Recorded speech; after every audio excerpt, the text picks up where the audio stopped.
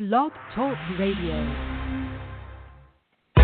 Hello, and welcome to Work Trends with Meghan M. Biro. Whether you're here to network, learn, or share, we want you to have fun. During this live broadcast and Twitter chat, we'll discuss the future of work with smart and entertaining guests who value today's business and its impact on the world of work for the future.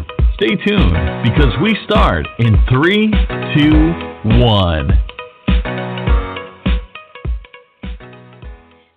Happy Wednesday, my friends. What's happening out there? We've got Indian summer here in Boston, Mass. My buddy who's on today also has that going on over in the NYC area. Hope everyone's doing well. Welcome to another Talent Culture Work Trends podcast and Twitter chat. I want to give a shout out to my friends and my sponsors and all of you who continue for some crazy reason to read my content. God, what's wrong with you? I'm just kidding. Thanks for being here. I appreciate you. So listen, today's Work Trends event is a topic that I think affects every one of us in the workplace. It's called culture. We can even maybe play on the Twitters right now with some hashtagging, right? What makes one organization an employer of choice versus another? This is what keeps me up at night. This is what gets me up in the morning. Love this topic. Let's unfold it. I think there's a lot of factors that come into play, and sorting through them I think can be daunting, but I don't think it needs to be. My guest here today is someone who I think he may have figured some of this out, and he's gone on to create a very thriving and successful business for himself in a highly competitive vertical: public relations, communications, and marketing. Welcome to the show, Matt Rizzetta. Hey, Megan. Thanks for having me. Appreciate it. Oh, no problem. Listen, everybody, Matt is the president and CEO of N6A Agency. They're a leading brand communications and social agency based in NYC and Toronto. They have been awarded several prestigious industry recognitions, including by the New York Observer Power Agency List, Summit International Awards, PR News and Marketing, PR Leader of the Year. I mean, you got some stuff there. You got some cred, my friend, huh? Thanks, What's going Megan. on? I should hire you to promote us. That was better than I could have ever done. Nice. I like that. Well, and I'm thrilled that, you and I, we actually just met, right? You and I just met for the first time. Been following your stuff for a long time, so it's good to make the connection. I appreciate that. So tell our listening audience just a little bit more about you, Matt. What's keeping you up at night? What's getting you up in the morning? And talk to us a little bit. Sure. So, as you mentioned, Megan, I started N6A about 8 years ago, late 2009, early 2010. We've grown our business nicely over the past 8 years. We're sitting here in 2017 with about 50 some odd employees. We're working with 70 clients in about 30 different industries, headquartered here in Soho in New York, with an office, as you mentioned, in Toronto. And just in terms of what gets me up in the morning, we have great people. We've built a people-first culture, and we're having a lot of fun. We've had a lot of fun through the years, and we're really having a lot of fun just continuing to get to know each other and take things to the next level altogether here. Well, and there's one truth, Matt, that I want you to uncover with me. That didn't just happen overnight, right? I mean, the way hey, listen, I love you and everything, but come on, we got to boil this down a little bit for the audience, because the way you make it seem, it's like, we're on top of the world. Every single business has a journey, especially in these times of digital transformation. Talk to us about some of those, maybe the pain points that got you to focus on this kind of a culture. Yeah, and great question. I mean, obviously, it's a rosy picture, but you're right. I mean, it's come at an incredibly steep price. There's been a lot of sleepless nights and, incredibly, in some cases, painful learning lessons, in terms of what got us from 1 or 2 people in a basement to, 50 some odd people in 2 offices 8 years later. We have a and it begins with myself. I mean, we've created and cultivated an environment of constant accountability, self-improvement. We have students at every step of our org chart that are in constant search of feedback to continue to improve their game. And I think just from a scale perspective, that's helped us get to the next level. Just that we're never happy with the status quo. Totally agree, by the way, and I think it's super cool that you can still focus on revenue and profit, everybody, and not leave culture behind, and that's why I was stoked to have you here with me today, because I think we all need that reminder sometimes, right? You get so involved as a business owner in the bottom line, and, tell us a little bit more, by the way, how you describe the difference when we talk about culture between culture and perks. I know that's a lot of what you've got embedded into your culture now.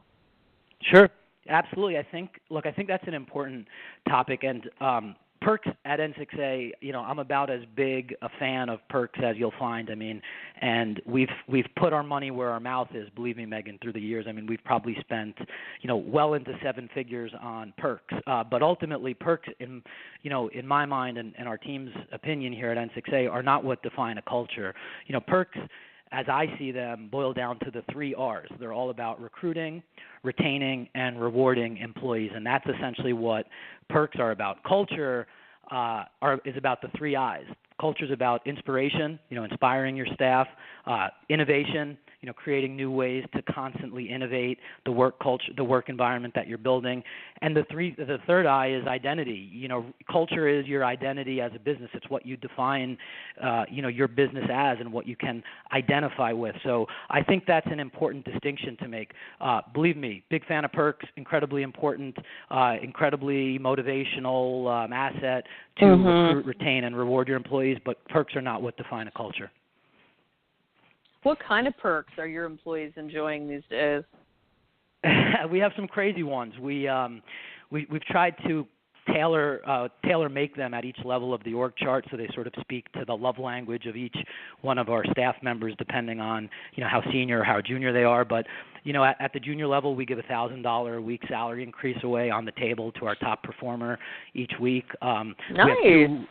We have two signature vacation awards for our top performers for each half of the year, the first half and the second half of the year. One is about a 10-day luxury, all-inclusive trip to some really awesome destinations. We've sent people to Bali, to Paris, to the Amalfi Coast before. Wow. And the other one is a bucket list event where we'll send our top performer for the second half of the year to a bucket list event, a dream event of their choice. We've sent people to Sundance and Ibiza Music Festival, and one of our top performers just got back from Italy. They were in Tuscany for a wine festival. So those are some of the cool things we do. As you get higher up on the org chart, we have some other perks that are obviously a little bit more tied to financial incentives and quality of life incentives. We have an unlimited work from home perk that's tied to a performance metric. If you reach a certain performance threshold here at N6A, you're entitled to have the freedom and flexibility to work from home as much as you want. So we do a lot of stuff. We also have some non-performance-based perks. We have what we call our Chairman's Pick Award, which I think we're the only organization in the country to have something called the Chairman's Pick and not have a chairman on board. Nice. I like that, actually. Mix it up. And that's just an attitude award. It rewards everybody at N6A, the person at N6A each quarter who exudes the most N6A-like qualities,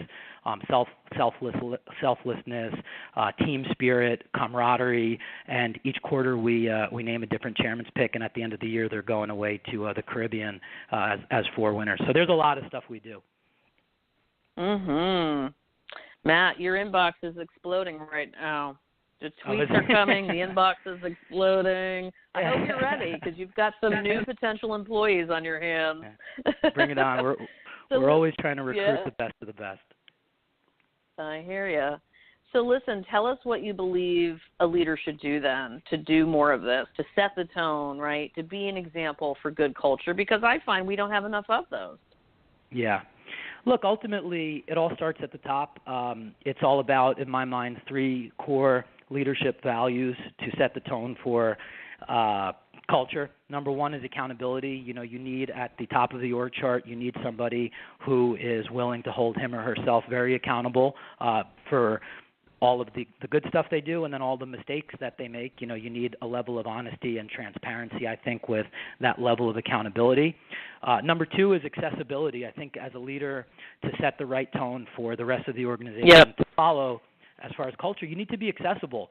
You know, we've made a lot of mistakes, Meghan. One thing I'm really proud of is that I think as we've gotten bigger, you know, I've gotten a lot more accessible, and our senior management teams got a lot more accessible and connected much more with our junior staff than we ever have before, and that sort of runs counter to what you would think would happen as a business scale. So I think accessibility as you get bigger, you know, at a leadership level is really important.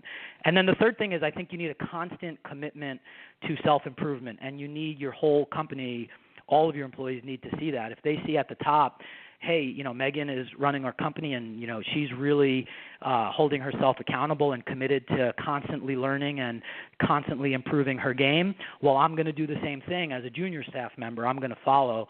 So I think that's really important to set the right tone for culture. So I would look at accountability, accessibility, and this constant commitment to self-improvement. Sounds good to me. Let me ask you this. Are you using technologies, collaboration technologies right now? I know you've got two different offices. How does that work between those two entities? Yeah, well, there's a couple things. First off, to make sure, we just opened our Toronto office a few months ago, and we were very one thing that was really important to us was to make sure we could replicate our New York culture in Toronto. So anything that has become part of the fabric of our culture and, you know, what we believe really makes us unique and cool here in New York, we're doing in Toronto. So, you know, there's team lunches that we've been doing every week since we started the company here in the New York office. As we've scaled, you know, that's been a tradition that we have continued. We opened the Toronto office. We wanted to make sure we did the same thing in Toronto. So we did. And, you know, there's once a month happy hours and team building events and all that stuff that was a big part of our, cultural fabric here in New York. We made sure when we moved into Toronto, you know, those things, those pillars that were really, special in our mind here in New York, we did the same thing up in Toronto. So just on a cultural level, we've done a lot of things to make sure we have committed to integrating everything in the New York office in Toronto. And from a tech perspective, to answer your question, you know, every week we'll meet as a staff here in the New York office. We'll sit on our stage and we'll kind of reflect on the key moments from the week, and we'll do some planning for the week ahead. You know, we'll dial Toronto in on video so they could see us and we can see them. We're trying to create, even though in that case it's a virtual environment, we're trying to create full alignment between New York and Toronto so it feels and looks like it's one. Did you just say stage? Yeah, we have our Embrace the Pace stage, which was one of my non-negotiables when we opened our new office here in Soho a few months ago. That's so cool. I want to see it. What is it like? So we have, you know, we have 6 taglines here that define our culture at N6A, and there's little stories and vignettes kind of behind each one of the taglines. And one is embrace the pace. You know, we work in a very fast-paced environment. We sort of use that to our advantage and make sure there's a premium placed on speed, and we get after it really quickly. So embrace the pace is sort of our work style and our MO when it comes to working. So when we open the new office, we wanted to have something branded in the office that we could invite clients and, you know, media influencers such as yourself to and do Q&As. So we came up with the idea of building a stage, and we branded it as the Embrace the Pace stage. So you got the big Embrace the Pace hashtag right there in front and center. You got some good ideas, I tell you. You are on fire. You're on fuego right now, Matt. I tell you. And it shows, right? It shows. We can feel it. You have concrete examples as a leader of what you're doing. There's no question in my mind you are investing in your people. Thank you, Meghan. And when we talk about people first, well, I think, frankly, a lot of people like to say that they're doing that as leaders, and they don't care. They're off in their spreadsheet in the corner office or in their basement, wherever you are. You don't care about your people, and it shows. And your culture sucks. And believe me, people feel culture, right? It's something you feel. And if all you're focused that bottom line and you're not invested in how people feel, That's a mistake, and it's a mistake Yeah. I think too many leaders are still making, you know? I agree with you 100%. I can tell you when it comes to people-first culture, first off, the first thing is on a people-first culture is it's all about authenticity. I think your point is spot on.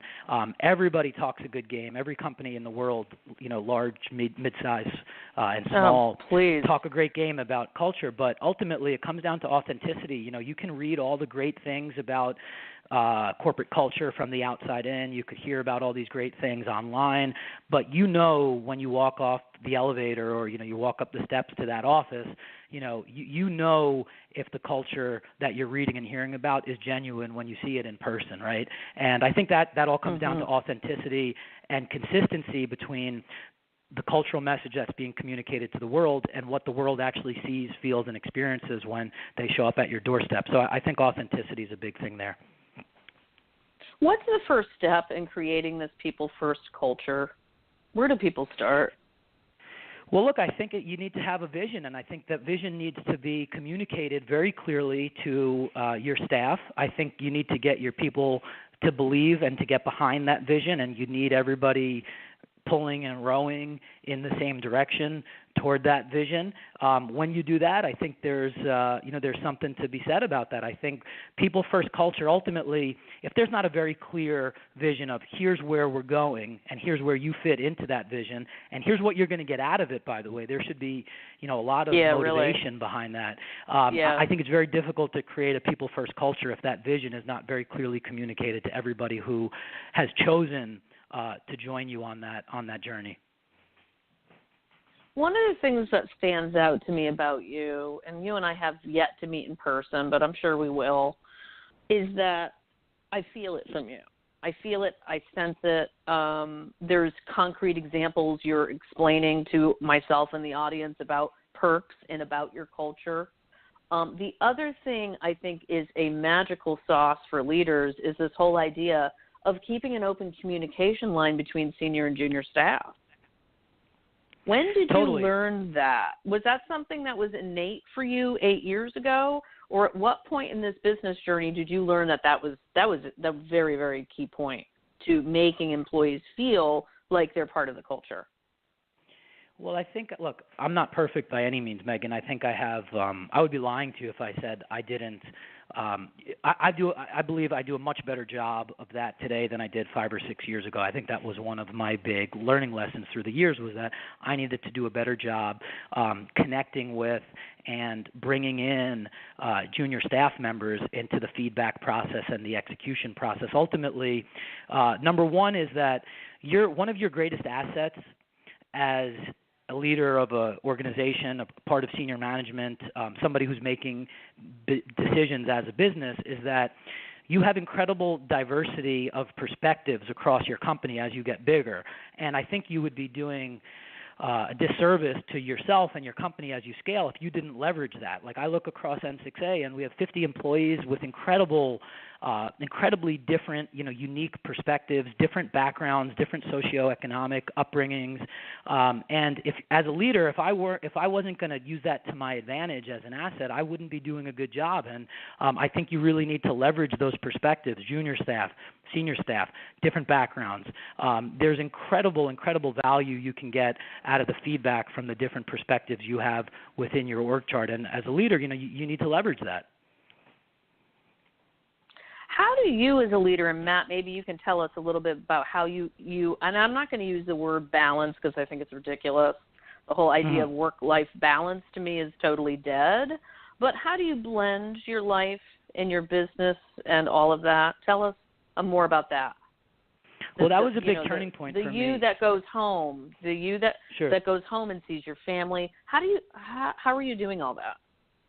Well, I'll tell you, that's another thing I actually learned as we got further along at N6A and began to scale, Megan. You got to remember when I started N6A, I was a pretty young guy at the time. I mean, I was 26, 27 years old, and I didn't have anything at the time. My wife and I really didn't have, much money.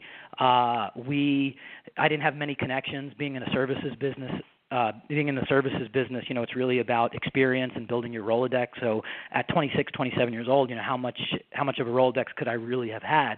So I would get a lot of advice from people, and the first thing they would tell me was that, look, Matt, you're going to run a business now. You need to have a very clear wall, and there has to be a line between, your personal life and business, and make sure that, it's just business and you don't let your personal life spill into that. And I think coming out of the gate, that's how I managed our organization, and it was a really big mistake because I found that I would run the business one way. I would go home at night, and I would represent different things in my personal life. And then the light bulb sort of went off a year or so into the business, where I was like, no, there's a ton of lessons I've learned, and there's a lot of things that I stand for in my personal life, and I need to make sure that those are spilling into and becoming a part of the fabric of the culture we're building as a business. And I think once we did that, we've never really looked back. Like, it's just been, we took off from there. I mean, our culture completely went to the next level. The people we were able to recruit was on a completely different stratosphere, I think, because they saw authenticity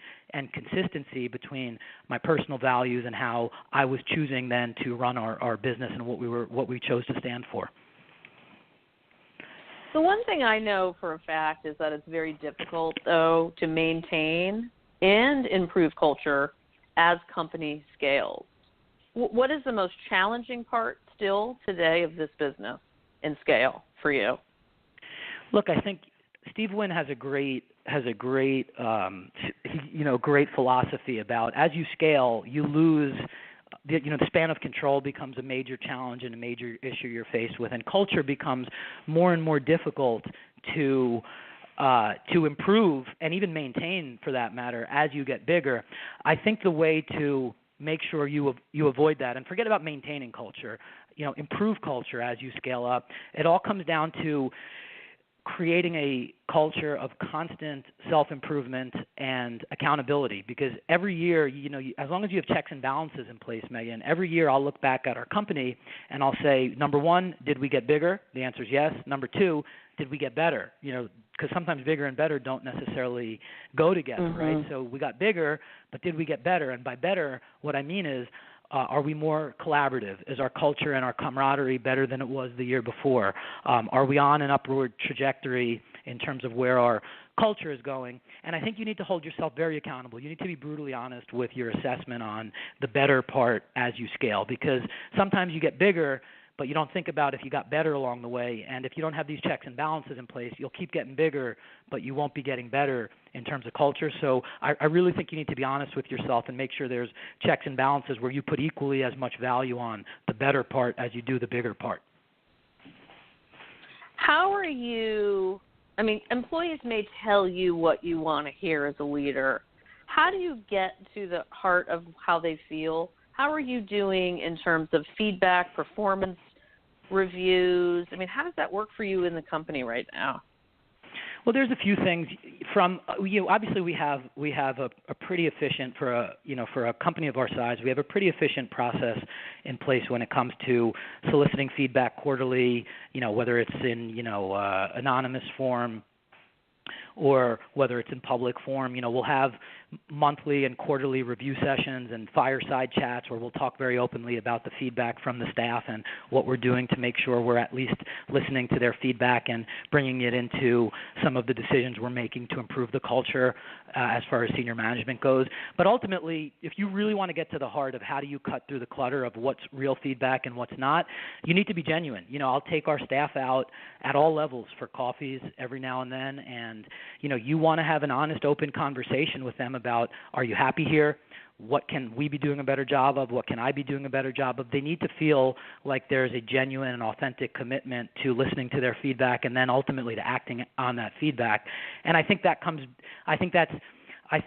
down to making sure you do let your staff see a little bit of the personal side in you too. I'm very open with our staff in certain settings about things that I've gone through in my personal life that have helped shape me into the person, the human being, the leader, whatever, I am today. And I think when the staff sees that personal side of you and understand that you really genuinely have their back, I think they're a little bit more comfortable giving you feedback, even though you're the CEO, so to speak, because ultimately they just see you as a human being. They don't see you as, what your level is in the org chart.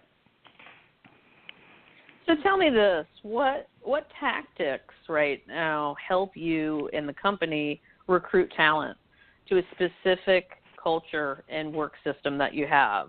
Talk to us about your recruiting process right now, what's working, what might not be working so well, and what's your general advice to others based on what you're learning? We made a conscious decision, Meghan, this year, 2017, to take recruiting matters into our own hands. We finally got to a point where the business was big enough where we could have a dedicated recruiting function in-house. And rather than go out and, pay recruiters, external recruiters, who don't really know about your culture, who obviously have their own interest in mind because, they need to get a commission off of placements, right? We said, no, we're going to bet on ourselves. We're going to bet on ourselves by promoting our message, our cultural values to the world. We're going to be very transparent about that. We're just going to open that up and for the entire world to see. And then we're going to make sure when they come into our office for interviews or to learn more about our culture, again, there's consistency between what they've read about, what they've heard about, and then what they see when they get off the elevator, here in New York or in Toronto or wherever they might be interviewing. And I think when they see, again, consistency in those messages, what they're hearing about externally and what they're seeing and experiencing firsthand in the office, that comes across. I mean, that, they're like, all right, this is an organization that, has their stuff together when it comes to culture. It's an organization we can trust. There's a team here and everyone has each other's back. And I think that all stems from consistency in our messaging externally and what they're seeing and feeling when they come to the office.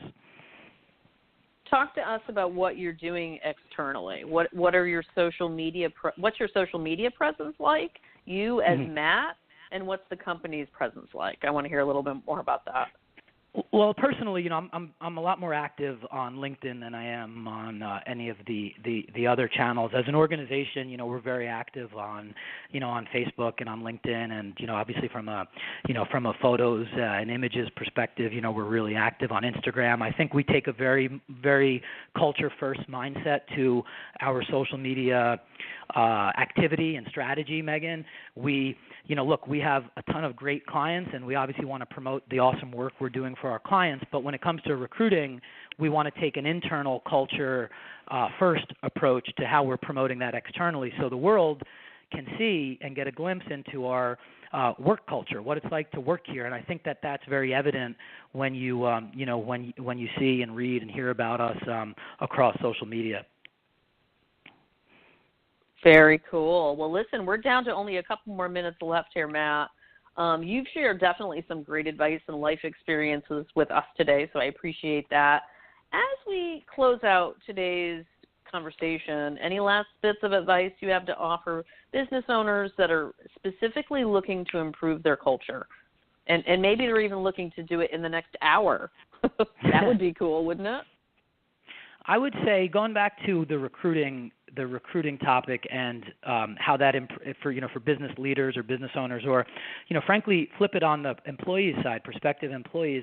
I think I call it the betting game, Meghan, and I think you really need to understand the betting game. When it comes down to culture, all you're doing is you're making bets. Employees are making bets on your company to get them to the next level and to be a part of a great culture. And, as a business leader, you're betting on employees to help get your company to the next level. And I think you really need to understand that when you sit down with somebody as a business leader, you need to be you need to take that very seriously. And that's a huge responsibility. Talent out there, assuming there's good talent, chances are they have options. They can go work for a lot of companies. So why are they going to come work for your company? Because they're making a bet on your company, helping them get to the next level. And I think you need to be very aware of that as a business leader and never let them feel like the bet they made on you was a bad bet. Well, listen, Matt, I'm betting on you, and I'm betting that you and I are going to have some coffee real soon. So thanks again for stopping on by. Matt Rizzetta, the CEO of N6A Agency. Shout-outs and to all of you for listening, and we'll catch you over on Twitter. Awesome. Catch you in a few on Twitter, Meghan. It's a pleasure being with you.